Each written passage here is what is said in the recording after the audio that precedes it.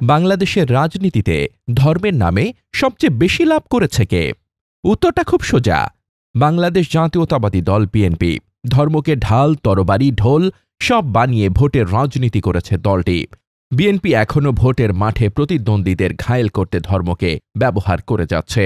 আমরা মদিনা ইসলামের চর্চা করি, আমরা মদিনা ইসলামে বিশ্বাস করি। এটি আসলে ধর্মকে ব্যবহার করে বিএনপির নির্বাচনী বৈতরণী পার হওয়ার সহজ ও শর্টকাট চেষ্টা। তাই নির্বাচন এলেই মুসলিম প্রধান বাংলাদেশে বিএনপি নেতারা মাথায় টুপি চাপিয়ে মুখে ফোটান ইসলামের বুলন্দ আওয়াজ। দিন পয়লা বাদ মে দুনিয়া।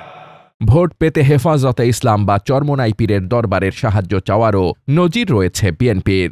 সেখানে ইসলামের পক্ষে কথা বলে গণমাধ্যমে শিরোনামও হয়েছেন কোনো নেতা। ইসলামী শরিয়া বিরোধী কোনো সিদ্ধান্ত নেওয়া হবে না।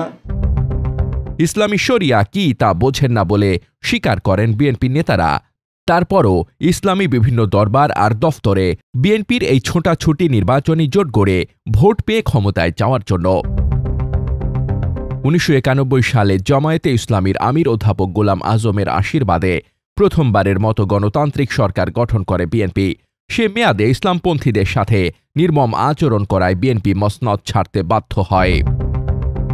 2001 সালে এসে আবার জামায়াতে ইসলামীর সাথে জোট গড়ে ক্ষমতার স্বাদ পায় বিএনপি।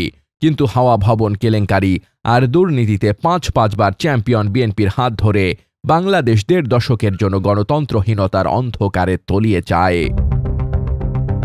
আবারও ইসলামপন্থীদের শ্রম, ঘাম, রক্ত আর হাজারো জীবনের বিনিময়ে বাংলাদেশ আধিপত্যবাদ মুক্ত হয়। শুরু হয় নতুন গণতান্ত্রিক অভিযাত্রা। গণবিক্ষোভে দেশ ছাড়া নিষিদ্ধ আওয়ামী লীগ রাজনীতিতে না থাকায় বাংলাদেশে ভোটের সমীকরণ পাল্টেছে। সে সমীকরণ অনুযায়ী বিএনপির মূল প্রতিপক্ষ হয়ে দাঁড়িয়েছে জামায়াতে ইসলামী।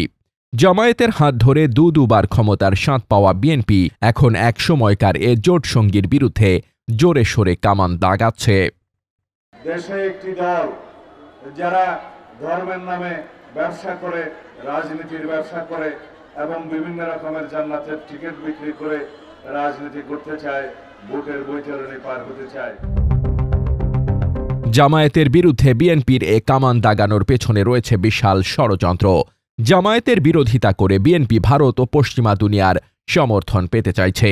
এর মধ্য দিয়ে নিষিদ্ধ আওয়ামী লীগের ভোটারদের ভোট পাওয়ার সম্ভাবনা তৈরি করতে চায় বিএনপি। এটুকু আশ্বাস দিতে পারি যে আপনারা কেউ হতাশ হবেন না, ধানের শীষ আপনাদের পাশে আছে। আমরা বেঁচে থাকতে আপনাদের গায়ে কেউ ফুলের টোকাও দিতে পারবে না।